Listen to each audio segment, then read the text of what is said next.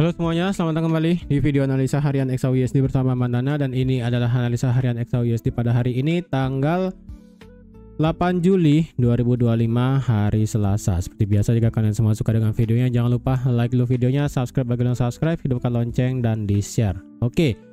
Kemarin siapa di sini yang sekiranya ada nge-buy di 3295? Selamat, kalian sudah mendapatkan profit yang sangat besar, yang dimana itu kemarin ya, kalau ada yang nge-buy di 32, nggak pas 3295 juga sih, ini turunnya sampai 3296 ya.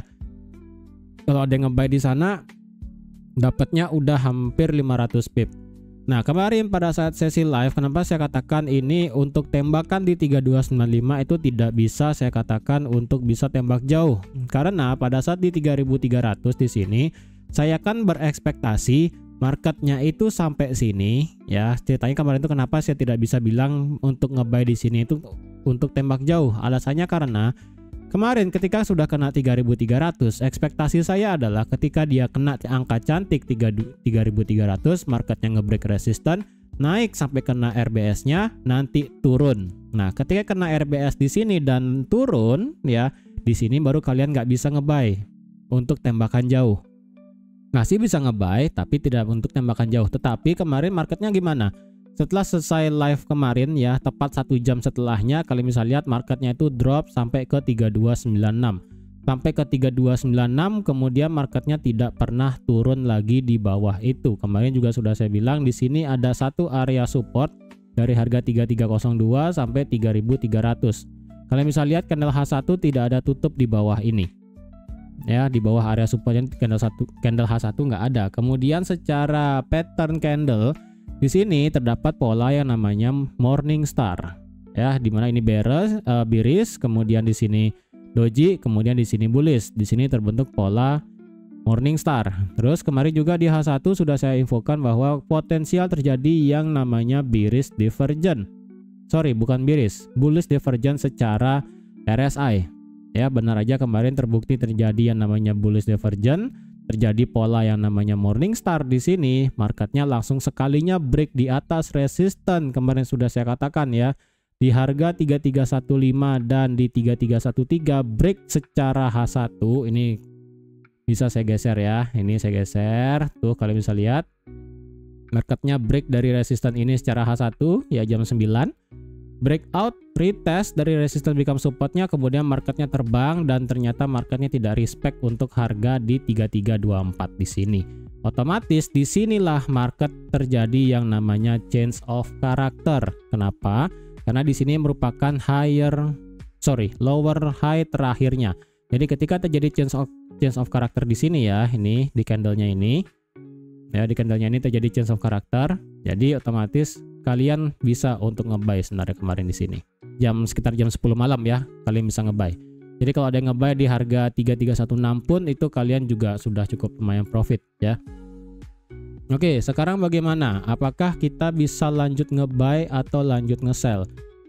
Nah, lucunya adalah kalau kalian lihat ya, kemarin itu ada berita bahwa Trump akhirnya sudah mengumumkan beberapa negara yang kena tarif. Lebih tepatnya ada 14 negara yang disuratin termasuk Indonesia.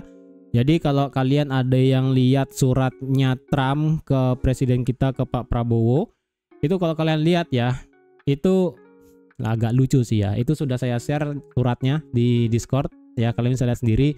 Ketikannya itu ketikan bahasa kayak bahasa sehari-hari ya. Literally kayak ketikan orang bahasa Inggris sehari-hari, kemudian itu pakai rata kiri. Wah, itu gimana ya, sekelas surat untuk presiden itu kok rata kiri gitu loh, kayak nggak rapi. Biasanya kalau kita bikin surat itu kan at least lah pakai rata tengah gitu kan. Ini kok semua rata kiri gitu. Lucu aja sih. Dan ternyata Indonesia tetap kena di 32%. Di sini di announce ya, ini kalian bisa lihat sendiri di websitenya CNBC. Ada 1, 2, 3, 4, 5, 6, 7, 8, 9, 10, 11, 12, 13, 14. Ada 14 surat yang sudah dikeluarkan oleh Trump ke negara ini. Dan katanya hari ini adalah hari terakhir untuk pemberian surat. Apakah ada surat untuk negara lain? Sepertinya sih bakal ada. Cuman Yang terupdate adalah ini ya, ada dari Laos, Myanmar, Kamboja, Thailand, Bangladesh, Serbia, Indonesia, Bosnia, Afrika Selatan, Jepang, Kazakhstan, Malaysia, Korea Selatan, dan Tunisia. Untuk negara kita sendiri, Indonesia, ternyata tetap dikenakan tarif sebesar 32% sampai nanti tanggal 1 Agustus. Jadi out of the box sedikit, berarti apa yang sudah dilakukan oleh wakil Indonesia, lebih tepatnya siapa ya namanya ya, lupa saya itu, yang laki siapa itu nih namanya yang kemarin kesana ya, bukan Bu Sri Mulyani, siapa, Hartanto, siapa sih, aduh lupa nama saya.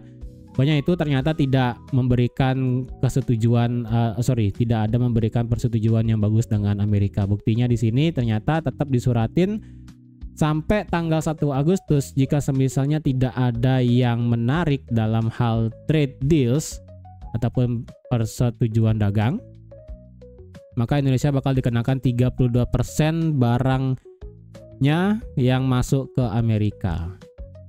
Ya, itu kalian bisa lihat Jepang malah naik ya, sebelumnya 24 ke 25. Kemudian Korea Selatan dengan presiden yang baru naik tetap dari 25 ke 25. Beberapa negara sih ada yang turun ya, kayak Laos 48 ke 40, Kamboja lumayan jauh nih dari 49 ke 36. Kemudian ada yang naik juga kayak Tunisia 28 ke 25 gitu kan. Ini Indonesia sih flat 32 ke 32. Kita nggak tahu ya ini apa yang dilakukan oleh pemerintah di sini. Cuman ya kalau kalian yang punya kegiatan ekspor ke Amerika, siap-siap kalian bakal mau tidak mau harus menaikkan cost-nya ya, harga barang wajib naik karena 32% lagi 32% bakal dikenakan tarif. Jadi kalau kalian punya teman ataupun punya saudara ataupun tetangga yang punya bisnis ekspor ke Amerika, barang apapun itu ya, kasih tahu dia nanti di bulan Agustus start tanggal 1, kalau misalnya tidak ada update dari pemerintah tentang trade deals dengan Amerika, silakan dipikir-pikir untuk naikin harga barang karena ini 32% lumayan loh. Ya, kenaikan sampai 32% sektor barang itu gede loh. Ya, jangan anggap remeh. Naik 5%-nya terkadang itu pembeli bisa keluar-keluar gitu kan, naiknya tiba-tiba 5% atau enggak 10%-nya bisa keluar-keluar. Ini bisa naik 32%. Tetap ya, yang bakal dibebankan adalah dari konsumen.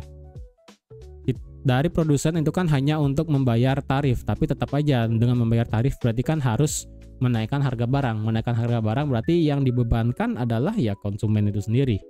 Ya, kalau kalian tidak mau kehilangan pangsa pasar di Amerika, ya berarti kalau kalian mau tetap stay dengan harga yang sekarang sampai misalnya nggak ada perubahan tarif dari 32%, ya mungkin kalian bakal mengurangi sedikit, ada biaya tambah biayanya sih ya. Oke, karena ini terjadi yang namanya surat 14 negara dan potensial terjadinya ada surat lagi, dan dari segi fundamental yang baru adalah untuk Jepang dan Korea katanya bakal ada perbincangan lagi masalah tarif, karena dari segi Korea ini enggak mau 25% dan dari segi Jepang sendiri malah naik ya kan 25. Jepang sendiri pun pasti nggak mau. Jadi katanya bakal ada speak lagi ataupun ada perbincangan lagi masalah tarif kedua negara ini. Indonesia kita nggak tahu ya, nggak ada beritanya untuk sekarang, yang saya baca belum ada. Oke. Kemudian dari segi geopolitik yang ada di Timur Tengah ataupun dengan Rusia dan Ukraina. Dari Timur Tengah sendiri antara Iran dan Israel termasuk dengan Hamas, katanya gencatan senjata itu dikasih selama 60 hari. Ya berarti sampai 2 bulan. Jadi sementara ini mereka masih respect terhadap ceasefire dari kedua negara tersebut, 2 atau 3 gitu kan. Jadi dari segi geopolitik di Timur Tengah, sekali lagi ini masih adem, tidak ada yang aneh-aneh. Sementara dari segi Rusia dan Ukraina sendiri, Trump masih berusaha untuk meyakinkan Rusia untuk bisa setidaknya itu tidak terlalu agresif lah ya. Cuman di sini Trump sedikit kecewa dengan perilaku dari Putin, ya kita tahu lah ya. Putin itu memang sedikit keras, jadi kita nggak tahu mau bagaimana akhirnya. Kemudian kalau kalian kemarin lihat itu kan BRICS, negara BRICS itu bakal dikenakan ekstra biaya 10%. Ingat BRICS itu banyak negaranya ya, kita Indonesia pun bisa kena. Cina gitu kan, BRICS itu kan Brazil, Rusia, India, Cina, S-nya apa ya? Saya lupa. South Africa kayaknya ya. Saya lupa deh itu ya, pokoknya dikenakan tambahan biaya 10% kemarin ya kan. Kemudian Trump bilang bahwa mana dia ya? Trump bilang untuk masalah BRICS itu kemarin, ketemu nggak di sini sebentar ya?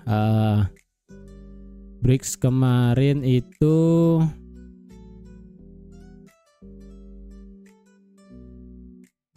tarifnya adalah bukan tidak pasti sih. Mana dia ya?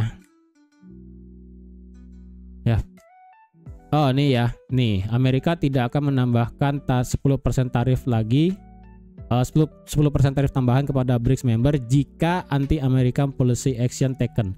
Jadi kalau misalnya dari member BRICS itu memberlakukan bahasanya di sini barang anti-Amerika, maka 10% bakal dikenain. Tapi kalau misalnya mereka tidak, bahasanya ini kebijakan anti-Amerika tidak dilakukan, berarti tidak akan ada yang namanya 10% tambahan tarif. Kemudian di sini dari segi White House-nya bilang tadi adalah tarif tidak akan bisa ditumpuk. Jadi kemungkinan satu tarif itu hanya sekali. Satu tarif satu negara. Kemungkinan tidak akan ada penambahan ataupun tidak ada tambahan-tambahannya. Jadi kalau misalnya fix itu adalah satu tarif, yaitu. Jadi tidak ada tumpukan ataupun tidak bisa ditambah-tambah lagi. Itu katanya ya kan. Sekali lagi kita nggak tahu nanti tiba-tiba Trump ada ngide ngomong apa lagi hari ini ya, karena sekali lagi untuk skenario sekarang, skenario terjelek adalah kita trading dengan situasi takut trade ya. Jadi takut trade itu adalah situasi di mana kita tradingnya itu berdasarkan apa yang Trump katakan. Ingat, kebiasaan Trump adalah ketika dia ngomong A, 48 sampai 72 jam setelahnya itu biasanya ada sedikit perubahan ya. Biasanya kayak gitu. Jadi itulah yang dinamakan takut trade ataupun trading taku lah bahasanya. Yang dimana kalau kita ingin trading, awalnya itu Trump bilang hore, kemudian 48 jam sampai 72 jam ya kan, 2 sampai 3 hari kemudian beliau berubah kata-kata lagi, berubah lagi tradingannya gitu. Jadi itu adalah skenario terburuk yang sebenarnya tidak saya inginkan untuk di minggu ini. Tapi kalau misalnya itu memang terjadi pada minggu ini, ya kita bisa apa? Kita sebagai trader retail cuma bisa untuk melihat market doang ya. Sekarang kalau kita lihat dari segi daily bagaimana? Dari segi daily kalau kalian lihat hari Senin itu menciptakan doji panjang sekali ekornya ya. Luar biasa panjang sekali. Jadi otomatis di sini fair value gap sudah hilang, sudah keisi semua, kena 3295. Kemudian secara indikator ya, RSI di sini masih flat di angka 50. Tidak memberikan kita konstan dia naik di atas 50, benar-benar flat dari segi daily ya. Kemudian secara stokastiknya ini sekarang menguji level angka 50 ya, slow di 49, fast di 53. Kalau kedepannya ini nge-cross ke bawah ya secara stokastik dan diikuti oleh RSI yang drop, kemungkinan kita bakal drop, tapi dropnya masih akan sedikit tidak jelas. Ya, dari segi daily ini tidak bisa saya katakan ini lanjut bearish atau potensi bisa bullish. Ini benar-benar marketnya diem. Karena kemarin saya jujur lebih prefer ke bawah ya kan. Tapi karena ini terjadi lumayan kenaikannya ekstrim, jadi kemungkinan kita bisa melihat yang namanya sideways di market. Ingat ya, untuk bagian atas sekarang ada di 3382, bagian bawahnya ada di 3271. Sejauh ini adalah range-nya untuk di daily. Jadi supaya kalian ingat ya, ini adalah range daily. Jadi terserah kalian mau apakan, mau buy sell itu masih nggak masalah. Oke, dari segi H4. Dari segi H4 apakah kita bisa mengidentifikasikan ini sebagai pola inverted head and shoulder? Kayaknya kalau pakai time frame 8 jam kelihatan kayaknya ya, atau pakai 12 jam. Karena di sini saya nggak pakai trading view yang premium, jadi nggak kelihatan. Tapi kalau kalian paksain ini sebagai inverted head and shoulder ya, Apakah bisa? Ya kalau dipaksain ya bisa-bisa aja sih. Cuman problemnya cuma satu ya. Swingnya di sini itu panjang sekali. Ya, swingnya ini tuh panjang, berbeda dengan swing yang kemarin membuat left shouldernya. Karena kalau kalian ini kan berarti ketika marketnya turun membuat kayak retracement naik sebanyak 2 kali, kemudian baru drop ya kan. Kemudian ketika dia naik, turun, naik, turun, naik, turun. Jadi ibaratnya sudah ada dua lower low dan 2 lower high. Jadi ini ibaratnya sudah berat sekali dikatakan bagian kanannya ini sebagai right shoulder. Tapi kalau kalian mau paksain sih ya bisa-bisa aja ya. Jadi bentuknya kayak begini nanti. Ini bagian atasnya, ini left shoulder, ini neckline, ini headnya, ini adalah bagian neckline-nya, dan ini adalah right shoulder-nya. Jadi kalau kayak begini, ya ini sedikit maksa. Ya, ini sedikit maksa dikatakan sebagai inverted head and shoulder. Jujur, ini saya pribadi sih ini bisa saya katakan maksa. Karena jaraknya ini terlalu jauh. Jujur, ini sedikit maksa. Bukannya nggak bisa. Kalau sekilas sekali lagi ini bisa dilihat. Cuman saya pribadi sih ya. Jadi sekali lagi setiap pendapat orang bisa beda-beda. Kalau saya pribadi ini tidak melihat sebagai inverted head and shoulder. Nggak bisa sih, nggak bisa karena terlalu jauh dan juga swingnya sudah terlalu banyak, jadi nggak bisa. Secara H4 indikator kalau kita lihat ya, ini secara stokastiknya berusaha untuk ngetes 50 lagi, kemudian secara RSI-nya ini belum bisa naik di atas 60, masih bermain-main di angka 50, jadi masih sedikit belum jelas arahnya bakal kemana. Tetapi kalau kemarin sudah saya katakan, jika semisalnya ada harga ngebreak high-nya di atas 3344, karena sekali lagi 3344 adalah angka keramat. Kalian bisa cek sendiri tadi pagi ya. Tadi pagi harga naik sampai 44, sampai 45 dan kemudian reject turun. Jadi sekali lagi 44 dan 45 adalah angka keramat untuk di XAU USD. Sekarang sekarang di time frame 4 apakah masih bearish atau bullish? Memang dia di sini ya, tadi pagi dia ngebuat nge-sweep high-nya di hari Jumat ya di sini. Karena hari Jumat itu kan tertingginya itu di sini ya, lower high-nya. Ini di sini ya kan. Di sini kalian bisa lihat nih dia kan nge-sweep ya kan, naik doang. Tetapi di sini belum ada candle close. Jadi potensial ini ngebuat yang namanya inducement ya. Tapi apakah H4 ini bisa dikatakan sebagai change of character ke atas? Potensialnya ada ya, potensialnya ada, tetapi tidak menutup kemungkinan ya. Tadi sudah saya katakan skenario terburuk adalah kita bakal trade secara takut trade. Yang dimana Trump bilang A, kemudian 3 hari kemudian dia bisa berubah, kemudian bilang B gitu kan. Itu bisa merusak struktur market. Jujur, itu bisa merusak struktur market. Ya, apalagi kalau dilihat ini kan H4-nya itu V-shape di sini. Turun, kemudian naik lumayan. Jadi kalau misalnya ini memang naik gara-gara berita tarif dan nanti bisa aja turun akibat tarif itu sendiri. Makanya skenario terburuk adalah kita trading dengan situasi seperti itu. Ya, dari segi H4 untuk masalah support resistance lagi di tengah-tengah ya. Antara supportnya di sini di 3300 sampai 3295 sampai ke 3344, tengahnya ini saya rasa agak berat. Ya, agak berat dari segi H4. Jadi kalau ada yang mau buy, ini sih tadi sudah saya katakan potensial terjadi yang namanya change of character. Walaupun ini cuma ekor doang ya kan. Ekor doang dia bisa potensi ngebuat change of character. Tapi kita perlu benar-benar break ke atas sih. Break ke atas baru kita bisa kategorikan sebagai change of character ke atas. Itu. Tapi untuk sekarang sih ini apakah valid change of character, sementara belum. Ya, tapi dengan kondisi sudah nge-sweep high, memang dia potensialnya turun. Tapi kalau dilihat potensial turun kayaknya nggak bakal terlalu jauh sih. Ya. Kayaknya dia turun mungkin hanya sampai 23. Karena kalau dari segi H4 ini kita bisa lihat fair value gapnya lumayan gede ya kan. Di sini ada fair value gap, di sini juga ada fair value gap juga sebelah kiri. Jadi ini adalah BPR-nya lumayan gede. Ya, ini adalah BPR lumayan besar. Jadi kemungkinan harga bisa mantul di daerah ini. Untuk tengah-tengahnya ada di 23 dan 24. Kalau kita kecilkan time frame, ini kan kemarin adalah supportnya kan. Support di break, tidak dites, tapi marketnya langsung nge-break di atas 25. Jadi potensial sekarang adalah dari segi H1, di sini juga ada yang namanya fair value gap-nya. Oke, fair value gap. Kemudian di sini juga ada support become resistance, resistance become supportnya kan di 24 dan sampai 25. Jadi menurut saya ini oke kalau ada yang mau nge-buy di sini. Untuk stop loss di mana nanti kemungkinan nggak usah terlalu jauh ya.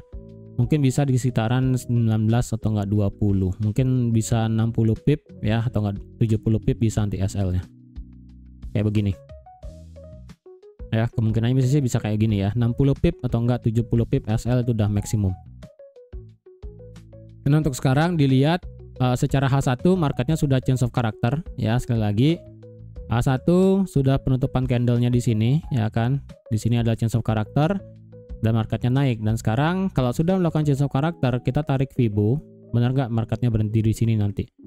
Secara Fibo, kalian bisa lihat di sini bagian paling atas dari fair value gap adalah di 3326. Kemudian tengah-tengahnya 50% ada di 3321. Jadi kalau ada yang mau nge-buy di fair value gap di sini berarti otomatis stop loss-nya wajib di bawah 50% Fibo, ya kan? Berarti ya sama kayak tadi 60-70 pip untuk SL-nya.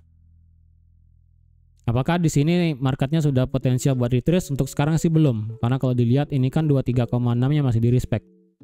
Ya, 23,6 masih di respect, jadi belum ada tanda-tanda ini untuk turun untuk sementara ini. Apakah kita bisa nge-buy di atas 3345 untuk saat ini? Kalau semisalnya minimal H1 ada tutup di atas 3344, 3345, menurut saya oke. Kalian bisa nge-buy target sampai mana? Target sampai equal high di sini ya. Ini adalah equal high-nya. Jadi kalau equal high-nya itu nanti di sini ya, maka potensialnya adalah sampai ke 3362. Karena potensialnya ini equal high bisa di sweep. Kalau lebih dari 3362 bagaimana? Lebih dari 3362 ya berarti kemungkinannya marketnya naik sampai fair value gap H1 di sini ada di 75 selangkau angka bilangan juga ya kan. Karena seperti sudah saya katakan, untuk di gold itu bisa pakai angka bilangan kelipatan 50 atau 25. Ya, mau itu 0, 50 dan 0 atau enggak 0, 25, 50, 75 dan 0. Jadi kalau ini marketnya naik di atas 65 atau enggak 62 ya kan di sini kemungkinannya adalah bisa sampai 75. Yang dimana 75 juga ada fair value gap-nya di sini secara H1. Sisa ini doang fair value gap-nya. Walaupun secara H4 di sini sudah masuk dalam kategori area supply-nya. Ya, itu. Kalau mau sell di sini saya rasa enggak. Kalau mau sell di bawah 3324 setelah fair value gap bagaimana? Kalau dilihat nge-sell di bawah sementara ini marketnya sekarang masih nabrak area demand-nya ya. Ini marketnya masih nabrak area demand. Sebentar saya delete dulu fair value gap-nya ya. FVG saya delete, ini marketnya masih kena area demand, kemudian mental jadi wajar, tapi ini sudah masuk sejauh 80%. Untuk M5 belas enggak ada, M5 kita cek. Oh. Ya, di sini M5-nya sih ini M5-nya lebih kepada kayak bahasanya apa ya, breaker block kali ya. Ini kan area supply berubah menjadi area demand-nya di sini. Jadi kemungkinan lebih prefer di sini untuk nge-buy-nya. Dan ada sedikit lucu bahwa di sini kita ada satu liquidity di sini. Ya, ada satu liquidity-nya. Jadi kalau misalnya marketnya break di bawah 3324, maka potensialnya berarti marketnya bisa ngejar liquidity maksimum sampai ke 16. Ya, sampai ke 16 di sini. Maksimum sampai 16. Oke. Secara M15 coba kita lihat market structure-nya dulu. Sebentar, H4. H4 belum ya, H4 belum, H1 H1-nya sih di sini barusan change of character. Cuman di sini change of characternya masih belum valid ya. Di sini. Ya kan tuh, di sini change of karakternya tutup, candle, kemudian marketnya turun. Jadi belum ada beneran untuk bisa lanjut turun ke bawah. Kita perlu menciptakan yang namanya lower high baru. Ini kan baru cuma ngebreak swing low terakhir aja. Beda dengan di sini, Ya kan di sini kan marketnya ngebuat yang namanya lower low dan lower high, breakoutnya di sini lanjut terbang.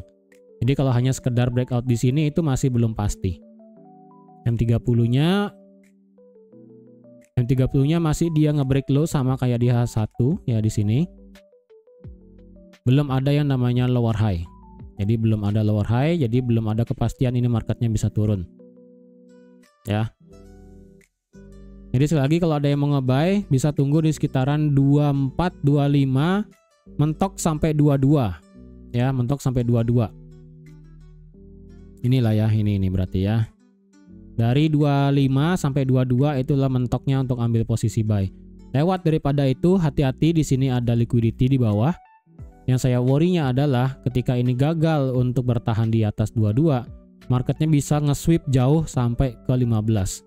Tapi tidak menutup kemungkinan juga marketnya itu nge-sweep jauh ke bawah tapi tutup balik lagi ke atas. Dalam artian dia turun jauh ya kan, turun jauh sampai nge-sweep liquidity-nya di sini di harga 16, kemudian tutupnya itu di atas 22. Nah, kayak begini. Oke, kalian bisa nge-buy berarti stop loss-nya di bawah sweep dari liquidity-nya. Lebih enak, berarti lebih clear. Ya. Tapi kalau misalnya sweep liquidity-nya jauh ke bawah, naik sedikit, tidak berhasil balik lagi naik di atas 20 atau enggak 21, 22, hati-hati, dia bisa lanjut trigger ke bawah. Karena kalau dilihat di bagian bawah di sini, itu tidak ada yang bisa terlalu menahan market. Ya, secara H1 ini kita nggak ada area demand lagi. Karena candlenya hijau semua dari kemarin malam ya. Dari jam 8 sampai jam 3 pagi candlenya hijau semua. Jadi sekalinya nanti ini break liquidity, dia turun ke bawah lumayan. Ya, jadi hati-hati di sini. Jadi ini adalah kesempatan nge-buy yang bagus, tapi penuh dengan kehati-hatian. Jangan instan langsung nge-buy. Oke, kalau mau lebih safety ya udah berarti kalau mau kalian tunggu break di atas resistance sekarang sih nggak masalah. Tunggu break cara H1 atau nggak H4 di atas 4445 itu lebih safety lagi, berarti marketnya benar-benar mau naik. Itu aja. Oke, jadi sekian dulu untuk analisa XAUUSD pada hari ini. Terima kasih sudah nonton video sampai habis. Terima kasih juga sudah like, share, dan subscribe seperti biasa. Dan sampai jumpa lagi di analisa harian XAUUSD selanjutnya. Bye-bye.